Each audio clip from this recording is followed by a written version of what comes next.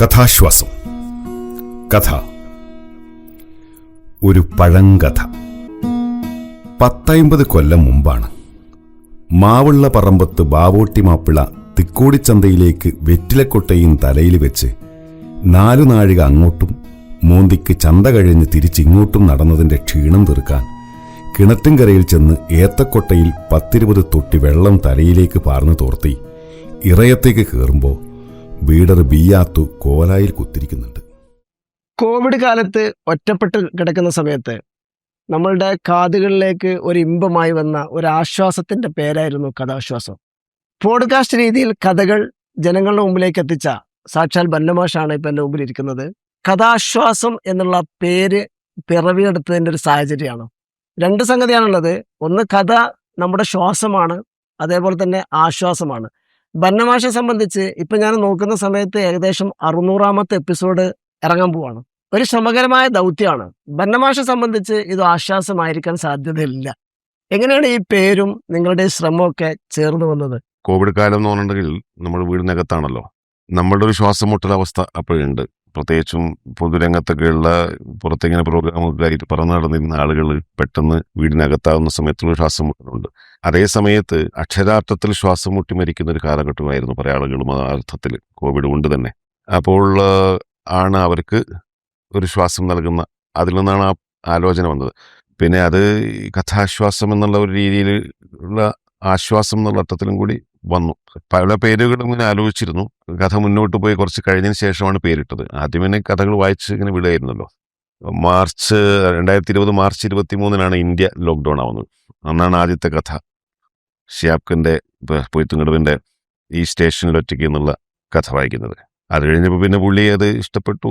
അപ്പോൾ എന്നെ വേറൊരു കഥ വായിക്കുന്നു, പുള്ളി എന്നെ പറഞ്ഞു. അങ്ങനെ ആദ്യത്തെ 3-4 കഥ പുള്ളിയുടെതാണ്. അപ്പൊ ഈ ആദ്യ കഥ വായിച്ചതിന് ശേഷം ഷിയാബ്ക്ക് അയച്ചു കൊടുക്കുകയാണ്. ഷിയാബ്ക്ക് അയച്ചു കൊടുക്കാത് മൊബൈലിലാണ് അന്ന് റെക്കോർഡിങ്. ഞാൻ അങ്ങനെ തന്നെ വായിച്ചിടുക ചെയ്തത്. കാരണം അതിനെ അന്നൊന്നും സുനീഷിനെ ഒന്നും കോൺടാക്ട് ചെയ്യാനൊന്നും സ്റ്റുഡിയോ ഒന്നും വർക്കിംഗ് ഇല്ലല്ലോ. അപ്പോൾ പുള്ളിക്ക് വീട്ടിലതിന്റെ സെറ്റപ്പ് ഒന്നും പുള്ളി ഒരുക്കിയിട്ടില്ല. പന്തിരങ്കാവല്ലോ സ്റ്റുഡിയോ. അപ്പോൾ ഒന്ന് സ്റ്റുഡിയോയിലൊന്നും പോകുന്ന സാഹചര്യം ഇല്ലാത്ത കാലമല്ലേ. അതൊക്കെ ഞാൻ മൊബൈലിൽ തന്നെ ചെയ്ത്, എഡിറ്റിംഗ് ഒന്നുമില്ല, ഒറ്റ വായന.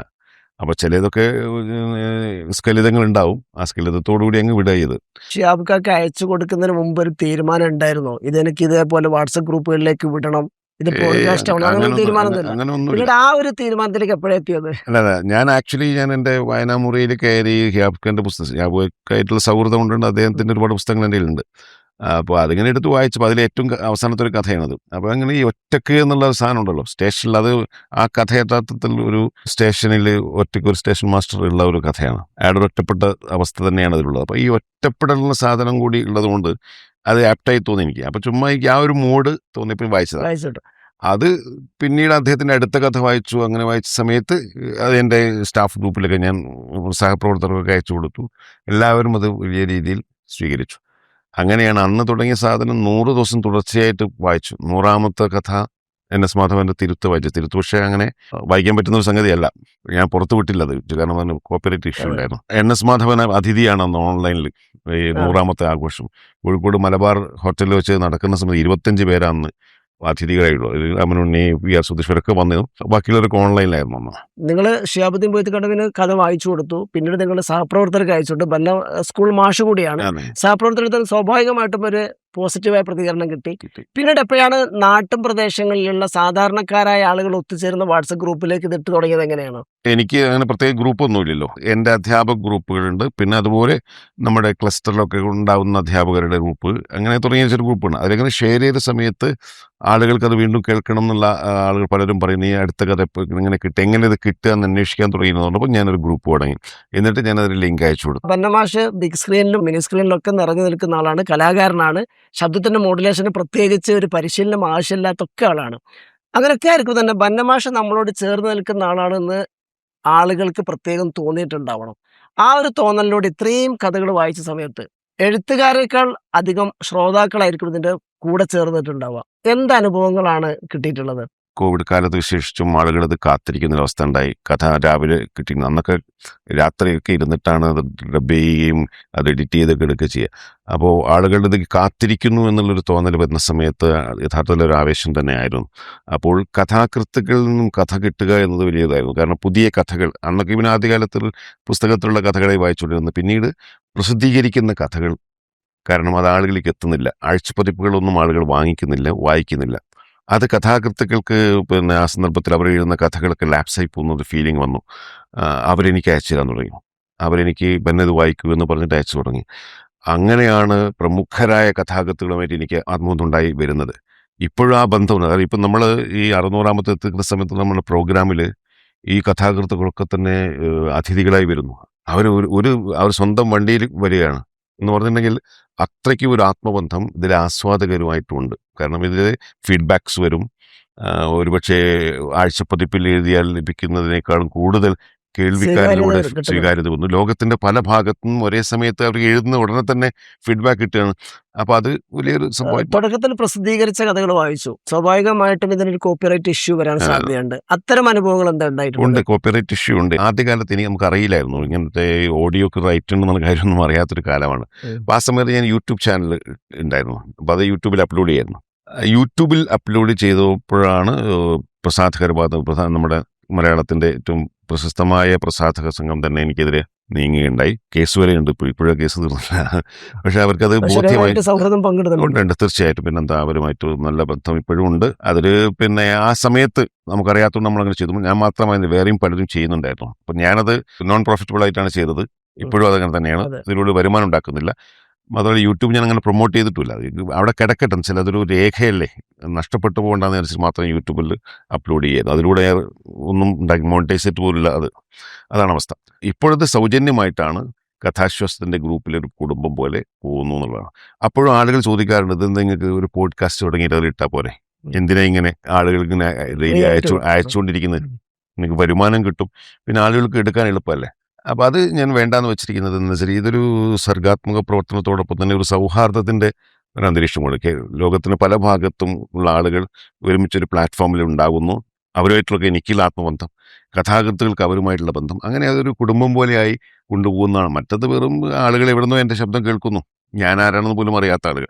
പുതുതായിട്ട് കഥ എഴുതുന്ന കുട്ടികളുടെ കഥകൾ വായിച്ച അനുഭവമുണ്ട്, ഇഷ്ടം പോലെയുണ്ട്.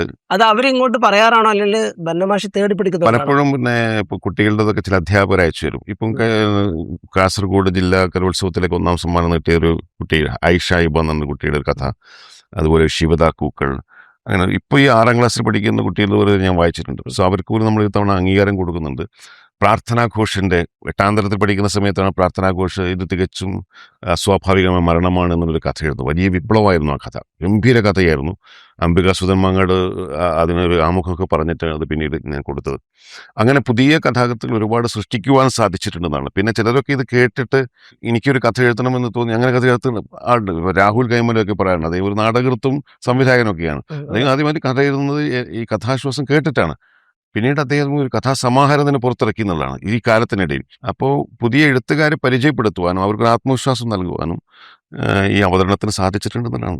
കഥ മൗനമായി വായിക്കുന്ന സമയത്ത് നമ്മൾ തന്നെയാണ് അതിന്റെ മോഡുലേഷൻ ഉണ്ടാക്കിയെടുക്കുന്നത്. അത് ഓരോ വായനക്കാരനും അവൻ്റെതായ രീതിയിൽ ആ കഥ വായിക്കുന്നുണ്ടാവും. ബന്നമാഷ് അത് കഥ വായിക്കുന്നതോടുകൂടി എവിടെയെങ്കിലും ആരെങ്കിലും എപ്പോഴെങ്കിലും പറഞ്ഞോ ഈ ടോൺ അങ്ങനെയല്ല വരേണ്ടത് എന്നുള്ളത്?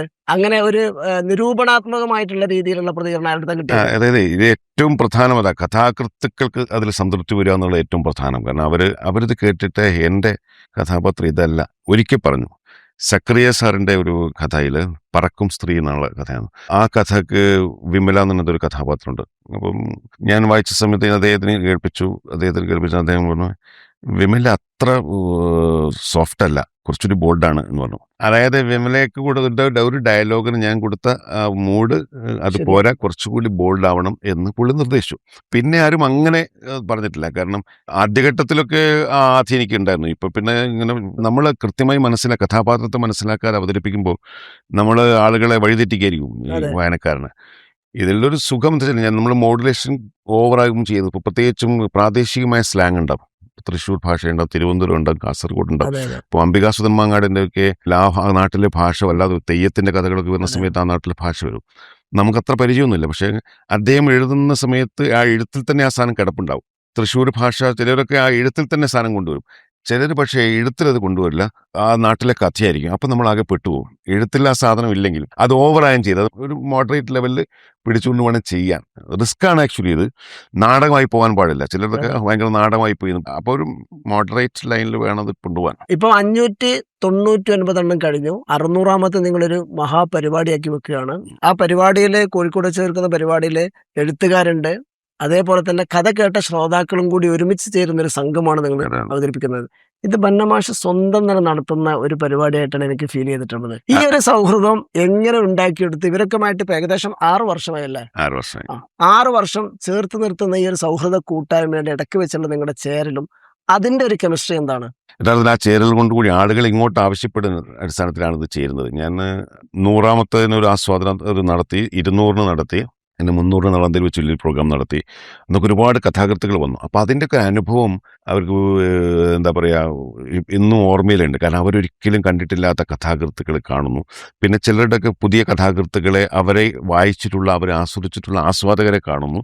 അവരുമായിട്ടുള്ള സ്നേഹസംവാദം ഇപ്പോഴും ആ സൗഹൃദം പലയിടത്തും നിലനിൽക്കുന്നുള്ളതാണ്. അതിനുശേഷം തിരുവനന്തപുരം നടത്തി, തൃശ്ശൂർ നടത്തി, കഴിഞ്ഞ വർഷം നളന്തിൽ നടത്തി. ഇതുപോലെ നടന്നിട്ട് 2 ദിവസമായി നടത്തി. അതായത് സംഗീത സദസ്സോടുകൂടി ഒരു മെഹഫിൽ, കോഴിക്കോടൻ ആതിഥ്യം എന്നുള്ള അർത്ഥത്തിൽ മെഹഫിലോട് കൂടിയൊക്കെയാണ് ചെയ്തത്. അപ്പോൾ ആളുകൾ ഇപ്പോഴും അതിങ്ങനെ ആഗ്രഹിക്കുന്നു. അപ്പോൾ ഇത് വലിയ ചിലവുള്ള പരിപാടിയൊക്കെയാണ്. ഇത്തവണ മാത്രം ഞാൻ നമ്മുടെ ആസ്വാദകരോട് നമുക്ക് സംഭാവന നിങ്ങൾക്ക് വേണമെങ്കിൽ ചെയ്യാം. കാരണം കഴിഞ്ഞ മുമ്പൊക്കെ ഞാൻ പുസ്തകം ഇറക്കിയിട്ടുണ്ടായിരുന്നല്ലോ, കഥാശ്വാസത്തിൻ്റെ ഓഡിയോയോട് ചൂടില്ല. ആ പുസ്തകത്തിന് വിറ്റിട്ടുള്ള വരുമാനത്തിൻ്റെ ഭാഗം കൊണ്ടാണ് ഞാൻ ചെയ്തത്. വരുമാനത്തിൽ കുറച്ചൊക്കെ ഞാൻ കൂട്ടിയെങ്കിലും കൂടിയിട്ട് അതിൽ കുറച്ച് വരുമാനമുണ്ട്. ഇത്തവണ പുസ്തകങ്ങളൊന്നും ഇല്ലാത്തതുകൊണ്ട് വരുമാനത്തിന് വേറെ മാർഗ്ഗമില്ല.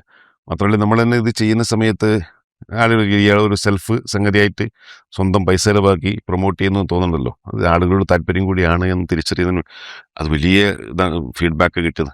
ആസ്വാദനങ്ങൾ വിവിധ രൂപത്തിലാണ്. അതിലൊന്ന് നമ്മുടെ കാഴ്ചയുണ്ട്, മറ്റൊന്ന് കേൾവിയുണ്ട്. ഇതില് വായിക്കുമ്പോൾ കിട്ടുന്ന സുഖത്തിനേക്കാൾ അപ്പുറം കേൾവിയിൽ കിട്ടുന്നുണ്ട്. നമുക്ക് പണ്ടൊക്കെ റേഡിയോ കേട്ടിട്ടാണ് നമ്മുടെ ശീലമുള്ളത്. അപ്പൊ ഈ ഒരു കേൾവിയിലൂടെ കിട്ടിയിരിക്കുന്ന കഥാസ്വാദനം ആളുകളെ വായനയിൽ നിന്നും അകറ്റുന്നുണ്ടോ, വായനയിലേക്ക് അടുപ്പിക്കുന്നുണ്ടോ എന്നുള്ളൊരു സംഗതിയാണ്. തുടക്കത്തിൽ ആളുകൾ നല്ല സീരിയസ് ആയിട്ടുള്ള വായനക്കാരൊക്കെ ഞാൻ അങ്ങനെ കേൾക്കാറില്ല, വായിക്കുന്നതാണ് അല്ലെങ്കിൽ വായിക്കാനാണ് ഇഷ്ടം എന്ന് പറഞ്ഞു.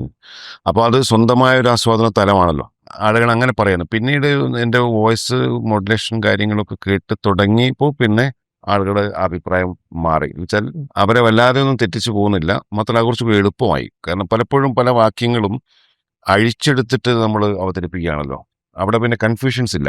അതിൻ്റെ മൂഡ് എന്താണെന്നുള്ളതോ അതിന് കൃത്യമായ ഭാവം എന്താണെന്നുള്ളതോ പ്രത്യേകിച്ച്. അല്ലെങ്കിൽ ഇങ്ങനെ വായിച്ചു പോകുന്ന സമയത്ത് ഒന്നുകൂടി ഒന്ന് വായിച്ചു നോക്കണം, ഇതെന്താണ് ഈ പറഞ്ഞത്, ഇതിപ്പോൾ ആരാണെന്ന് പറയും. പലപ്പോഴും കഥകളിൽ കഥാപാത്രം ഏതാന്ന് പോലും എഴുതാത്ത കഥാകൃത്തുകളുണ്ട്. സംഭാഷണമാണെന്ന് കാണിക്കാനുള്ള ഉദ്ധരണി അടയാളം പോലും ഇല്ലാതെ, ചിഹ്നങ്ങൾ പോലും ഇല്ലാതെ എഴുതുന്ന ആളുകളുണ്ട്. അപ്പോൾ അത്തരം കൺഫ്യൂഷൻസ് എല്ലാം തീർത്തുകൊണ്ട് കൃത്യമായ രൂപത്തിലുള്ളൊരു അവതരണമായിരിക്കും ഇതിൽ നമ്മൾ നൽകുന്നത്. അപ്പം അതുകൊണ്ട് എളുപ്പമുണ്ട്, ആസ്വാദനം എളുപ്പമുണ്ട്. ഒരു പക്ഷേ ചിലപ്പോഴൊക്കെ അവർക്ക് ഒരു സ്വാതന്ത്ര്യം നഷ്ടപ്പെടുന്നുമുണ്ട്. കാരണം കഥാപാത്രങ്ങൾക്ക് ഞാൻ കൊടുക്കുന്ന ശബ്ദമാവും പിന്നീട് അവർ കേൾക്കുക, അവർക്ക് അവരുടേതായ ശബ്ദം കേൾക്കാൻ പറ്റുന്നുണ്ടാവില്ല, കഥാപാത്രങ്ങളുടെ സ്വഭാവമൊക്കെ ഞാൻ തീരുമാനിക്കുന്നത് പോലെ ആയി പോകും, ഒരു പ്രശ്നം ഉണ്ടാവും. അതിപ്പോൾ റേഡിയോ നാടകങ്ങൾക്കൊക്കെ ഉണ്ടല്ലോ എന്ന് വിചാരിച്ച് നമ്മൾ റേഡിയോ നാടകങ്ങൾ ആസ്വദിക്കാതിരിക്കുന്നില്ലല്ലോ. കഥയ്ക്ക് യഥാർത്ഥത്തിൽ ഇപ്പോൾ ആളുകളുടെ ഒരു തിരക്കിട്ട ജീവിതത്തിൽ കാറിൽ ഇരുന്നുകൊണ്ട് ട്രെയിൻ യാത്രയിൽ, ബസ് യാത്രയിൽ എത്രയോ ആളുകൾ ഗൾഫിലൊക്കെ സ്ഥിരമായിട്ട് രാവിലെ ഇത് കേട്ടുകൊണ്ട് പോകുന്ന ആളുകളുണ്ട്. ആ സമയത്തിനെ കിട്ടിയിട്ടില്ലെങ്കിൽ എനിക്ക് മെസ്സേജ് വരും. വായിച്ച കഥകൾ ഓഡിയോ ആയിട്ടാണ് അവിടെ കിടക്കുന്നത്. പിന്നീട് അത് ബന്നമാഷ് തന്നെ 3ഓളം പുസ്തകങ്ങളെ പ്രസിദ്ധീകരിച്ചു. അത്തരം പ്രസിദ്ധീകരണത്തിലൂടെ കേട്ട കഥകൾ വായിച്ചുകൊണ്ട് കേൾക്കുന്ന രീതിയിലേക്കുള്ള ഒരു സംവിധാനം കൂടിയാണ് പിന്നെ ചെയ്തു കൊടുത്തിട്ടുള്ളത്. അതെ, അതൊരു എന്താ പറയുക, പിന്നെ വായിച്ചു തുടങ്ങുന്ന ആളുകൾക്കൊക്കെ അക്ഷരബോധം കൊടുക്കുന്നത് കൂടിയാണ്. അതായത് പുതിയ കുട്ടികൾക്കൊക്കെ വേണമെങ്കിൽ അവർക്ക് ഓരോ വാക്കിൻ്റെ ഓരോ അക്ഷരത്തിൻ്റെ ഉച്ചാരണം എന്താണെന്നറിയും, അതിൻ്റെ ഭാവം ഇങ്ങനെയാണ് കൊടുക്കുക എന്നുള്ളത്, അതിൻ്റെ സ്ട്രെസ് എവിടെ കൊടുക്കുക എന്നുള്ളതിനൊക്കെ ഒരു പാഠം കൂടിയുണ്ട്.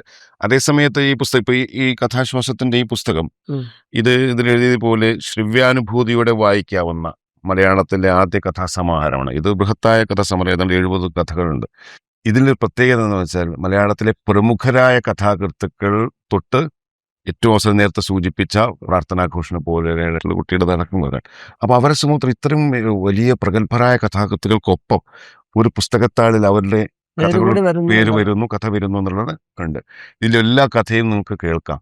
QR കോഡിലൂടെ കേൾക്കാം. രാവിലെ പോകുന്ന സമയത്ത് ഒന്ന് സ്കാൻ ചെയ്ത് അങ്ങ് പോയാൽ മതി, കേൾക്കാം. ഇതുപോലെ 2 സമാഹാരം നമ്മൾ പുറത്തിറക്കിയിട്ടുണ്ട്. പിന്നീട് ഗാന്ധിജിയുടെ നോക്കൂ, അതെ. ഉം. ഗാന്ധിജിയുടെ എൻ്റെ ജീവിതത്തിൽ സത്യാന്വേഷണ പരീക്ഷണങ്ങൾ വലിയൊരു കട്ടിയുള്ള പുസ്തകം. അത് കാണുന്ന സമയത്ത് വായിക്കാൻ തോന്നില്ല.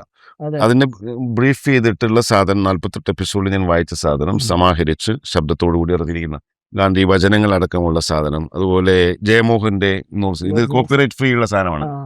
ഇത് ഇറങ്ങി അന്ന് മുതൽ ആർക്കും അടിക്കാം, ഒരു കുഴപ്പമില്ല. ഭയങ്കര ഹൃദയസ്പൃക്കായ നോവലാണ്. അപ്പൊ അന്നൊക്കെ പറഞ്ഞിരുന്ന ആളുകളൊക്കെ തന്നെ, കേട്ടാലൊന്നും ആസ്വദിക്കാൻ പറ്റില്ല എന്ന് പറഞ്ഞിരുന്ന ആളുകളൊക്കെ തന്നെ ഇപ്പോൾ പോഡ്കാസ്റ്റുകൾ നിരന്തരം ഫോളോ ചെയ്യുന്നുണ്ട്. യഥാർത്ഥത്തില് സാഹിത്യ ലോകത്ത് പുതിയൊരു വിപ്ലവം എന്ന് വേണമെങ്കിൽ പറയാം. ഒരു പുതിയൊരു മാറ്റമാണ്. ഒരുപക്ഷെ ലോക സാഹിത്യത്തിൽ തന്നെ ഈ അർത്ഥത്തിലുള്ള ഒരു ചുവടുവെപ്പ് ആരും നടത്തിയിട്ടില്ല എന്ന് എനിക്ക് തോന്നുന്നത്. ഒരു കഥാസമാഹാരം സമ്പൂർണ്ണമായിട്ട് വോയിസ് ചെയ്തിട്ട് QR കോഡുകളോട് കൂടി അത് ലഭ്യമാക്കുന്ന ആദ്യത്തെ പുസ്തകം ഈ പുസ്തകമാണ്. മാതൃഭൂമി ആഴ്ചപ്പതിപ്പിലൊക്കെ QR കോഡിൽ കഥാകൃത്തുകൾ വായിക്കുന്നുണ്ട്, വീക്കിലിയിലുണ്ട്. പക്ഷെ പുസ്തകത്തിൽ ഇതുണ്ടായിരുന്നു. ഒരു പുസ്തകം മുഴുവൻ ഒറ്റ ക്ലിക്കിൽ നമുക്ക് ലഭിക്കുന്ന രീതിയിൽ വായിച്ചെടുക്കാൻ എന്ന സാധനം ഉണ്ട്. കഥ പറഞ്ഞാണ് തുടങ്ങിയത്. കഥാശ്വാസം എന്നാണ് നമ്മുടെ പരിപാടിയുടെ പേര് പോലും. പിന്നീട് എപ്പോഴാണ് വഴിമാറി നോവലുകളിലേക്കും മനഃശാസ്ത്രപരമായ ചില സംഗതികൾ, വിജയമന്ത്രങ്ങളെ, റമദാൻ മഴ പോലുള്ള സംഗതികളിലേക്കൊക്കെ എങ്ങനെയാണ് വഴിമാറിപ്പോയത്?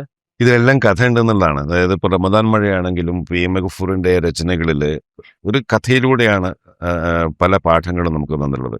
വിജയമന്ത്രങ്ങളും അത് തന്നെയാണ്. യഥാർത്ഥത്തിൽ ഇതൊക്കെ മനുഷ്യന് കഥ ഉണ്ടാക്കാൻ വേണ്ടിയിട്ടുള്ള സംഗതി തന്നെയാണ്. ഏതെങ്കിലും കഥ അങ്ങെടുത്ത് വായിക്കുന്നതിന് പകരം കുറച്ച് സെലക്റ്റീവാണ്. അതുകൊണ്ട് തന്നെ ഒരുപാട് കഥകൾ ഇപ്പോഴും എൻ്റെ വാട്സപ്പിൽ കിടക്കുന്നുണ്ട്. ബന്നമാഷ് ആദ്യമായി വായിച്ച കഥകൾ പിന്നീട് പ്രസിദ്ധീകരിച്ചു വന്നിട്ടുണ്ടോ? ഇപ്പോൾ മാതൃഭൂമി ആഴ്ചപ്പതിപ്പിൽ, മാധ്യമ ആഴ്ചപ്പതിപ്പിൽ ഒരു കഥ പ്രസിദ്ധീകരിച്ചു കൊണ്ടെങ്കിൽ അത്ര എളുപ്പമല്ല. കാരണം അവിടെയും ഇതുപോലെ ഒരുപാട് കഥകൾ വന്ന് കിടപ്പുണ്ടാവും. അതിൻ്റെ സെലക്ട് ചെയ്യുന്നിടത്തുള്ള മാനദണ്ഡം നേരത്തെ എഴുതി പരിചയമുണ്ടോ എന്നുള്ളത്. പക്ഷേ കഥാശ്വാസത്തിലൂടെ ഈ പേര് കേട്ട്, കാരണം ഇവരൊക്കെ നമ്മുടെ കഥകൾ കേൾക്കുന്നവരാണ്. അപ്പോൾ അവർക്ക് ഈ പേര് പരിചയം ഉണ്ടാവും, കഥാശ്വാസത്തിൽ വായിക്കപ്പെട്ടിട്ടുള്ള. അതുകൊണ്ട് അവരുടെ ഒരു കഥ മാഗസിനിൽ വരുന്ന സമയത്ത് അവർ ശ്രദ്ധിക്കും. ഇത് നമ്മൾ കേട്ട ഒരു കഥാകൃത്താണല്ലോ, എവിടെ കേട്ടിട്ടുണ്ടല്ലോ എന്നൊക്കെയുള്ള തോന്നൽ ആഴ്ചപ്പതിപ്പിലൊക്കെ എൻട്രി ആ വഴിക്ക് കിട്ടിയിട്ടുള്ള ആളുകളുണ്ട് തീർച്ചയായിട്ടും. മലയാളം അധ്യാപകനാണ്, കുട്ടികൾക്ക് വളരെ പ്രിയപ്പെട്ട അധ്യാപകനാണ് ഞാൻ കേട്ടിട്ടുണ്ട്. അത് മറ്റൊന്നുകൊണ്ട് നന്നായി പഠിപ്പിക്കുന്നതുകൊണ്ടാണോന്ന് അറിയില്ല, അവതരിപ്പിക്കുന്ന ശൈലി കൊണ്ട് കുട്ടികൾക്ക് ഏറെ ഇഷ്ടപ്പെട്ട അധ്യാപകനാണ്. അതിന്റെ ഒരു ഭാഗം തന്നെയാണ് ഇപ്പൊ ഈ കഥാശ്വാസത്തിലൂടെ ചെയ്യുന്നതും. വിദ്യാഭ്യാസ വകുപ്പോ അല്ലെങ്കിൽ സ്കൂൾ അധികൃതരോ ഈ കാര്യം ശ്രദ്ധിച്ച് നിങ്ങളെ അവരുപയോഗപ്പെടുത്തുന്ന രീതിയിലേക്കുള്ള എന്തെങ്കിലും ഒരു സാഹചര്യം ഉണ്ടാക്കിയെടുത്തിട്ടുണ്ടോ? വിദ്യാരംഗം ഒക്കെ പലപ്പോഴായിട്ട് ഉപയോഗപ്പെടുത്തിയിട്ടുണ്ട്. എന്നെ പ്രോഗ്രാമുകൾ വിളിക്കുകയും ചിലപ്പോഴൊക്കെ ചില ശില്പശാലകൾ ചെയ്യുകയൊക്കെ ചെയ്തിട്ടുണ്ട്. സന്തോഷം നൽകുന്ന ഒന്നാം, ഇപ്പോൾ കുട്ടികൾക്ക് പഠിക്കാനുള്ള പാഠപുസ്തകങ്ങളുടെ ഓഡിയോസ് സമഗ്ര പോർട്ടലിൽ ലഭ്യമാണ്. വിദ്യാഭ്യാസ വകുപ്പിന്റെ കൈറ്റ് SCRTന്റെ അണ്ടറിൽ അത് റെക്കോർഡ് ചെയ്യുന്നുണ്ട്. അപ്പോൾ അതിൻ്റെ മിക്കവാറും കഥകൾ എൻ്റെ ശബ്ദത്തിലാണ് ഇപ്പോഴുള്ളത്. അങ്ങനെ 3ാം ക്ലാസ് തൊട്ട് 10ാം ക്ലാസ് വരെയുള്ള പാഠപുസ്തകങ്ങളിലെ കഥകളും ഗദ്യ കവിതകളും ഉപന്യാസങ്ങളൊക്കെ അത് ഈണത്തിൽ ചൊല്ലേണ്ടതല്ലാത്തതെല്ലാം എൻ്റെ ശബ്ദത്തിലാണ് ഇപ്പോൾ ഉള്ളത്. അപ്പം അതിന് വലിയൊരു അംഗീകാരമാണ്. പ്രത്യേകിച്ച് നമ്മൾ ഇത്രയും വർഷം അധ്യാപന ജീവിതത്തിൽ തുടരുമ്പോഴും ഇങ്ങനെ സിനിമ അത് ഇതെന്നൊക്കെ പറഞ്ഞു പോയിട്ട് നമ്മുടെ വകുപ്പിന്, നമ്മുടെ ഡിപ്പാർട്ട്മെന്റിന് ഒന്നും ചെയ്യാൻ പറ്റിയില്ല എന്നുള്ളൊരു സങ്കടം വരരുതല്ലോ. ഈ കഴിഞ്ഞ വർഷം അതും യാഥാർത്ഥ്യമായി.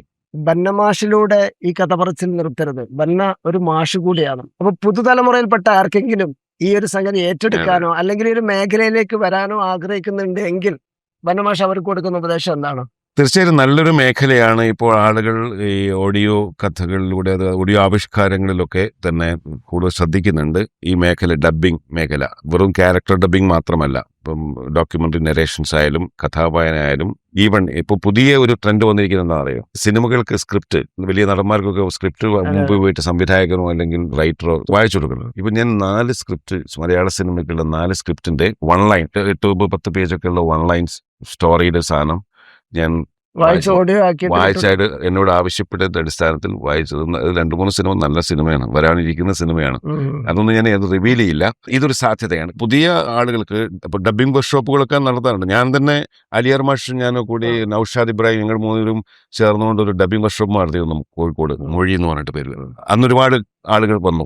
അവരിൽ പലരും ഇപ്പോൾ ആ മേഖല സജീവമാണ്, ഡബ്ബിംഗ് ആർട്ടിസ്റ്റുകളെ മാറിയിട്ടുണ്ട്. കുക്കു FM പോലെയുള്ള പോഡ്കാസ്റ്റുകൾക്ക് വേണ്ടിയിട്ട് ശബ്ദം കൊടുക്കുന്ന ഒരുപാട് ആർട്ടിസ്റ്റുകൾ ഞാൻ അന്ന് ട്രെയിൻ ചെയ്തിട്ടുണ്ട്. ഇപ്പോൾ അവർക്ക് കഥ വായിച്ചിടുക, അവർക്ക് വരുമാനമുണ്ട്, സാമ്പത്തികം വരുമാനം.